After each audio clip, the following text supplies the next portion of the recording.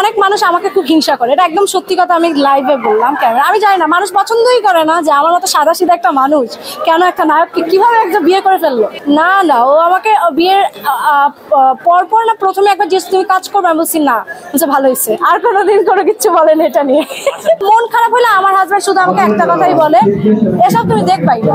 ওর নাটক বের হওয়ার আগে সবার আগে আমি দেখি, কারণ ওকে আমার ফিডব্যাক দেওয়া লাগে অ্যাজ আ দর্শক। অ্যাকচুয়ালি শোরুম উদ্বোধন যেই শোরুমগুলো হয় সেখানে দেখবেন যে একজন বেসিক মডেল থাকে। ব্র্যান্ড প্রমোটাররা হচ্ছে শোরুমের যে প্রোডাক্টগুলো ওগুলো প্রমোশন করে, কিন্তু দেখবেন যে বিভিন্ন যেই প্রোডাক্টের মেইন মডেল কিন্তু একজন থাকে, সে একজন সেলিব্রিটি হয় ম্যাক্সিমাম যেই প্রমোশনগুলোতে। সো তাদেরকেই তো আনবে, যে মেইন মডেল তাকেই তো মেইন, আর আমরা তো থাকি সাথে, মেইন তো আমাদেরকে সব জায়গায় আনতে হবে এমন কোনো বিষয় না। আর সেলিব্রিটিদের ব্র্যান্ড প্রমোটার তো পরে আসছে, এখন আধুনিক, আগে থেকে তো সেলিব্রিটিরাই যেত, তাহলে এটাতে তো নতুন করে ভাবার কিছু নেই। এই আর কি, প্রচুর ব্র্যান্ড প্রমোশন নিয়ে ব্যস্ত হচ্ছে। হ্যাঁ, একটা প্যাশনের জায়গা হয়ে গিয়েছে। প্রথম মাঝে মধ্যে খুব চাপ লাগে, যেমন এই মুহূর্তে খুব লাগতেছে, কারণ আমার পরে হচ্ছে আরো 3টা লাইভ, কিন্তু আমি টাইম বুঝতেছি না। বাট এমনিতে করতে ভালোই লাগে প্যাশনের জায়গা থেকে। নীলা ভাইও কাজ নিয়ে ব্যস্ত, আমিও কাজ নিয়ে ব্যস্ত। স্বাভাবিকভাবে নর্মালি যারা জব করে তারাও কাজ নিয়ে ব্যস্ত থাকে, তারা তো বাসায় থাকে না। দিনে একটা সার্টেন টাইম তারা হচ্ছে দুজন দুজনকে সময় দেয়, সেম আমাদেরও একটা সার্টেন টাইম বের করে ফেলি, সেই সময় দিই দুজন দুজনকে। আমি ব্যস্ততা কখনোই পছন্দ করি না, সত্যি কথা যেটা। কাজ করতে ভালো লাগছে, বাট এত ব্যস্ততা আমি পছন্দ করি না যে ফ্যামিলিতে সময় দেওয়া হবে না বা দেওয়া যাবে না। সেরকম ব্যস্ততা হলে দেখা যায় ব্যস্ততা কমিয়ে আগে ফ্যামিলিকেই সময় দিই।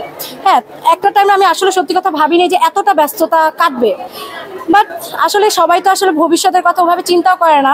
এরকম হয়তো আমি কোনো চিন্তাও করি না যে ব্যস্ত হতে পারবো বা হব, এরকম কোনো চিন্তা আমি কখনো করিনি আর কি।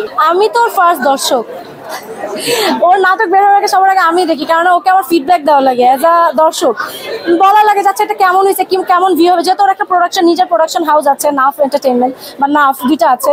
তো ওই জায়গার ফিডব্যাকটাও আমার কাছ থেকে খুব ভালো মতো নেয়, যাচ্ছে এখানে কি ইমপ্রুভ করা যায়, বা নতুন কোনো বলে যে তুমি নতুন কোনো সিন মাথায় আসলে আমাকে একটু জানাও। কি সত্যি কথা বলতে আমার মাথায় কখনো নতুন কোনো সিন আসে না, যে জানাইতে পারি না, বাট ইম্প্রোভাইজ এরকম করতে পারি আর কি। এই যদি আমার সেই যোগ্যতা থাকতো, ইচ্ছা হতো, আগে ভাবতাম এটা খুব সহজ, কিন্তু পরে বিয়ের পরে বুঝলাম এটা খুবই কঠিন, তার জন্য আমার এই চিন্তা চলে গেছে। আমি বিভিন্ন শুটিংয়ে গিয়েছি, ডিরেক্টরদের কাজ দেখেছি এবং দেখেছি কত কিছু মেনটেন করতে হয়।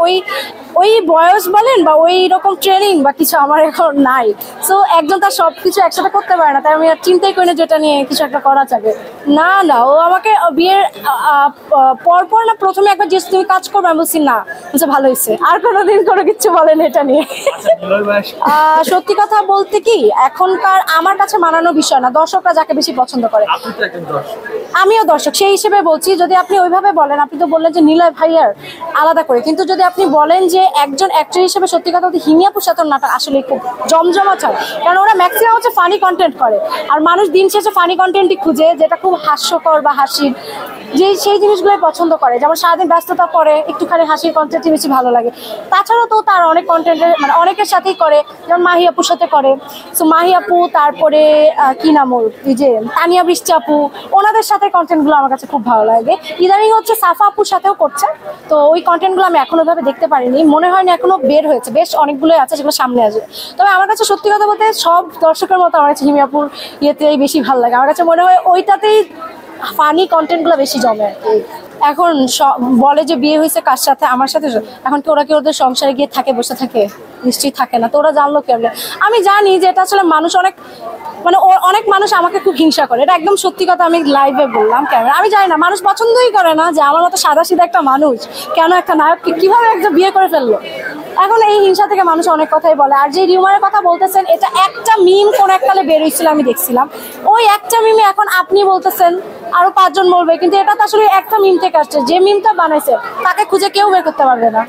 যদি বলেন এটা কে দেখছে, সে কোনো শুটিং সেটে ছিল না, সে নাটক দেখছে।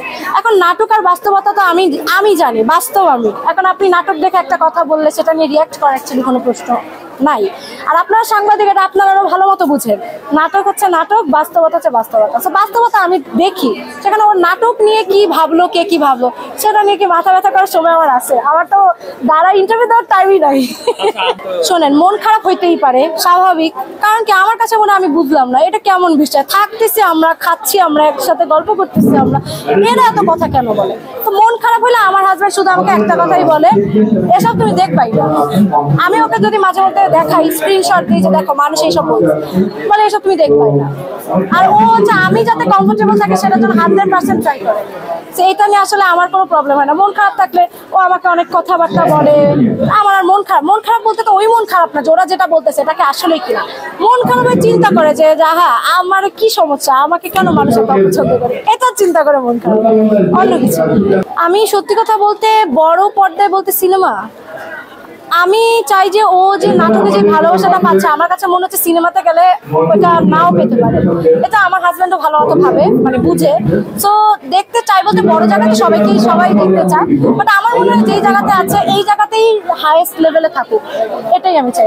আমার পার্সোনাল যদি বলেন, অ্যাজ আ ওয়াইফ না, অ্যাজ আ দর্শক। কারণ আমি ইমাজিন করি যে সিনেমাতে এখন আসলে ও যেই জায়গায় একটা পজিশনে আছে, এই পজিশন থেকে এখানে ও অনেক ভালো জায়গায় আছে, ও চাইলে এখানে আরো ভালো জায়গায় যেতে পারে। আমি জানি না ও ওই জায়গার ফিউচারটা কি, কারণ ওখানে ও স্টার্টিং ওভাবে করেনি, অনেক আগে করেছিল। সো এটার দরকার কি, এখানে আছে, এখানে বেস্ট হয়ে যায়। আমাকে দেখতে অনেক বড় লাগে, আমি তো অনেক ছোট মানুষ। আমি তখন পড়তাম হয়তো বা 3-4-এ, কিন্তু গানটা আমি খুব এনজয় করতাম। দেশ দেশ দেশ বাংলা ইংলিশ, এটা সত্যি কথা। সংবাদ, ফিচার ও অনুষ্ঠানের জন্য ভিজিট করুন সংবাদ প্রকাশের ওয়েবসাইট এবং যুক্ত থাকুন ফেসবুক পেজ ও ইউটিউব চ্যানেলের সঙ্গে।